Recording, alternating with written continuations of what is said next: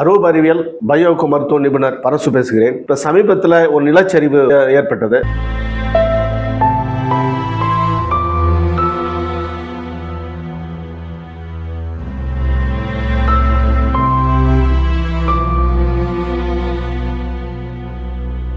ஒரு பெரிய பாதிப்பை ஏற்படுத்தியது. கிட்டத்தட்ட 3 கிராமங்கள் மண்ணோடு மறைந்தது. இந்த வயநாட்டில் நடந்த அந்த துயர சம்பவம் இந்தியா முழுக்க, ஏன் உலகம் முழுவதுமே ஏன் இப்படிப்பட்ட ஒரு இயற்கை பாதிப்பு ஏற்பட்டது, அது என்ன காரணம், நான் மெட்டீரியல் சயின்ஸோட பார்வையில் சில விஷயங்களை நான் உங்களுக்கு தெளிவுபடுத்த விரும்புகிறேன். இதுக்கு என்ன அடிப்படையான காரணம் அப்படின்னு பார்க்கிற போது ஒரு விஷயத்தை நான் முடிவுக்கு வரணும். இந்த உலகத்தில் இருக்கிறது எல்லாமே 3 தன்மையில் இருக்கும். அது இயல்பு. இப்ப உதாரணத்துக்கு என்ன அப்படின்னா, பூமி இருக்கு. பூமியோட கிராஸ் செக்ஷன், பூமியை 2 வெட்டணும் அப்படின்னா 3 அடுக்குகள் இருக்கும்.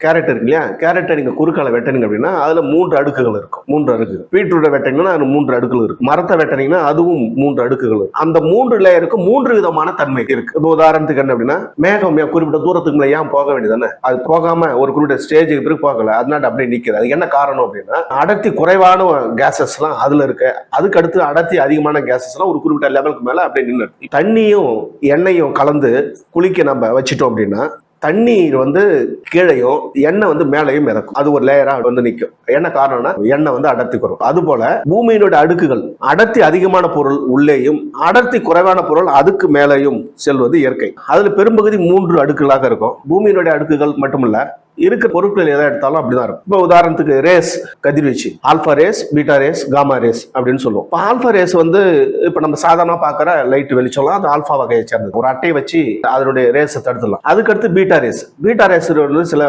உடல் சரியில்லாத போது நமக்கு ரேடியேஷன்லாம் வைப்பாங்க, அதெல்லாம் பீட்டா ரேஸ் வகையை சேர்ந்தது. அதுக்கடுத்து காமா ரேஸ், எக்ஸ்ரேஸ் எல்லாம் காமா ரேஸ், எம்ஆர்ஐ எல்லாம் காமா ரேஸ். இப்போ அது என்ன பண்ணும், அதனுள்ளே ஊடுருவி உள்ள செல்லக்கூடிய ஒரு தன்மை படைத்தது. ஆல்பா ரேஸுக்கு ஒரு குணம், பீட்டா ரேஸுக்கு ஒரு குணம், காமா ரேஸுக்கு ஒரு குணம். பிளட் பிரஷர் இருக்குது. நார்மல் பிரஷர் 80 to 120 ரத்த அழுத்தம் இருந்ததுன்னா நார்மல், 120க்கு மேல இருந்ததுன்னா ஹை பிரஷர், 120க்கு குறைவா இருந்ததுன்னா லோ பிரஷர். ஆகவே இந்த 3 வகை, 3மே 3 தன்மைகள், 3 விதமான குணங்கள். அதே மாதிரி அட்மாஸ்பரிக் பிரஷர், குறைந்த காற்றழுத்த தாழ்வு மண்டலம், அதிக காற்றழுத்த தாழ்வு மண்டலம், நார்மலா இருக்கிற காற்றழுத்த தாழ்வு பகுதியில தான் இப்ப நம்ம பேசிட்டு. அதிக காற்றழுத்த தாழ்வு பகுதியாக இருந்ததுன்னா புழுதி புயலை உருவாக்கி வெளியில் தள்ளக்கூடியது.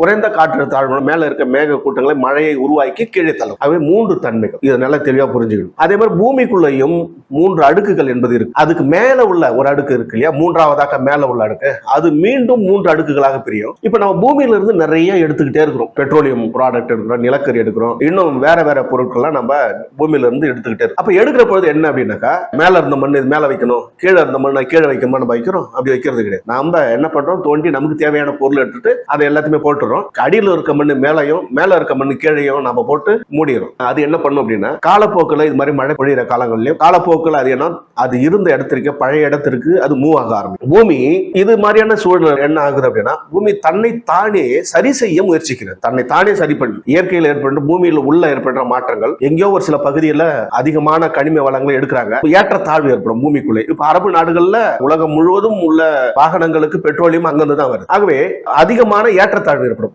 பூமிக்குள்ளே. இப்ப இந்த ஏற்றத்தாழ்வுகளை அது சரி செய்ய முயற்சி பண்ணும். நிலநடுக்கங்களை உருவாக்குறது, நிலச்சரிவுகளை ஏற்படுத்துது. இதெல்லாம் நிலச்சரிவை பொறுத்தவரையிலும் ஒரு அடிப்படையான ஒரு விஷயத்தை பார்க்கணும். என்ன அப்படின்னா, நம்ம வாழ்வதற்கான இடத்தை சரியாக தேர்வு பண்ணணும். அந்த விஷயத்துல நம்ம நான் மெட்டீரியல் சயின்ஸோட பார்வையில நம்ம பார்க்க வேண்டியிருக்கு. எப்படி அப்படின்னு சொன்னா, மணல், மண்ணு, சின்ன சின்ன கற்கள், அதுக்கப்புறம் குறும்பாறைகள், இது மாதிரி நிறைஞ்சி இருக்கிற ஒரு பகுதிகளில், ஒரு மேடான பகுதி, ஒரு மலை இருக்குது, மலையும் மலை சார்ந்த பகுதிகளும், ஒரு சில மலை பெருசா இருக்கும், அது கீழே இருக்கும், இது மாதிரி இருக்கிற பகுதிகளில் ஆபத்தானது. அது ஏன் அப்படின்னா, மழை காலங்களில் மழை அதிகமாக பொழியும் பொழுது அது சிறு சிறு கற்கருக்கு இடையில் உள்ள மண்ணு, அதுக்கப்புறம் மணல் என்னெல்லாம் என்ன பண்ண, அடியில கீழே செடிமெண்டேஷன் மாதிரி கீழே படி ஆரம்பிச்சிடும். அதுக்கப்புறம் மண்ணு வர ஆரம்பிச்சிடும். அதுக்கப்புறம் பாறை மேல வர ஆரம்பிச்சிடும். இப்படிதான் இயல்பு. சில இடங்கள் என்னக்கா, சுயம்பு லிங்கம் அப்படின்னு கேள்விப்பட்டிருப்பீங்க. சுயம்பு லிங்கம், பூமியில இருந்து ஒரு பாறை என்பது வெளியில வரும். வெளியில அதை நம்ம என்ன பண்ணோம், சுயம்பு லிங்கம்னு சொல்லிட்டு வழிபடுகிற வழக்கம். உதாரணத்துக்கு என்னன்னா, சதுரகிரி மலை இருக்கு இல்லையா, சதுரகிரியில சுந்தரமகாலிங்கம் அந்த லிங்கம் இருக்கு இல்லையா, அது சுயம்பு லிங்கம். ஆகவே அது பூமிக்குள்ள இருந்த பாறை,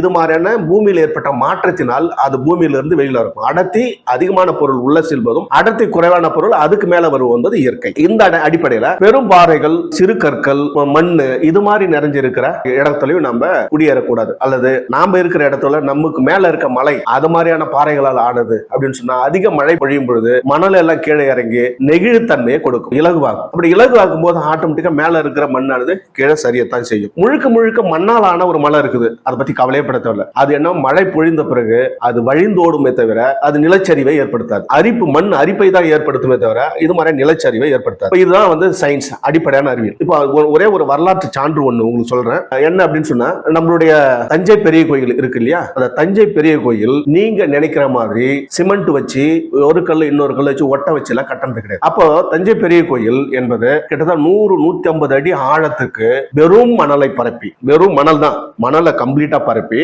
அதன் மீது பாறைகளை விலகாத மாதிரி அடுக்கி வச்சிருக்கிறாங்க. பல ஆயிரம் வருடங்கள் ஆனாலும் மணலை பரப்பி அடுக்கி இருக்கிற காரணத்தினால அது நெகிழ்த்தன்மையை கொடுக்காது. அது எப்படியுமே ஸ்ட்ராங்கா இருக்கும். இயற்கை சீற்றங்களுக்கு எப்பொழுதுமே அதுக்கு பாதகமான சூழ்நிலை வராது. அதுக்கு அடுத்தது என்னன்னா, கரிகாலன் கட்டிய கல்லணை இருக்கு இல்லையா, அந்த கல்லணையும் 50 அடி 60 அடிக்கு மணலை பரப்பி அதன் மீது தூண்களை இருக்கு, அந்த தூணை சுத்தியும் மணலை பரப்பி அப்படிதான் வந்து கட்டி இருக்கிறாங்க. ஆகவே ஒரு மதகுக்கும் இன்னொரு மதகுக்கும் இடையில அந்த அளவுக்கு ஸ்ட்ராங்கா இருக்கணும், நெகிழக்கூடாது, அசையக்கூடாது என்பதனால கல்லணையும் அப்படிதான் கட்டப்பட்டிருக்கு. நமக்கு முன் இருந்த நம்மளுடைய சான்றோர்கள், நம்மளுடைய மன்னர்கள் எப்படி அறிவு நிலையில் சரியாக இருந்திருக்கிறார்கள் என்பதை நம்ம புரிஞ்சுக்கிடணும். இந்த அடிப்படையில நிலச்சரிவு ஏற்படாம இருக்கணும், சரியான மண்ணை தேர்ந்தெடும், குடிபெயர்வதற்கான ஒரு சரியான இடத்தை தேர்வு பண்ணணும். மண்ணை சார்ந்த பகுதிகளை எடுக்கலாம். ஆனால் இது மாதிரி சிறு கற்கள், பாறைகள், மணல், மண்ணு இது மாதிரியான இடம் என்பது ஆபத்தானது, அது நெகிழ்வுத்தன்மை கொடுக்கக்கூடியது. அது எந்த காலத்திலையும் எப்பொழுதுமே அது என்னைக்காவது ஒரு நாள் அது ஒரு பேரழிவை ஏற்படுத்தக்கூடிய நிலப்பகுதியாக இருக்கும் என்பதை சொல்லி கேட்டுக்கொள்கிறேன். அன்பு வணக்கம்.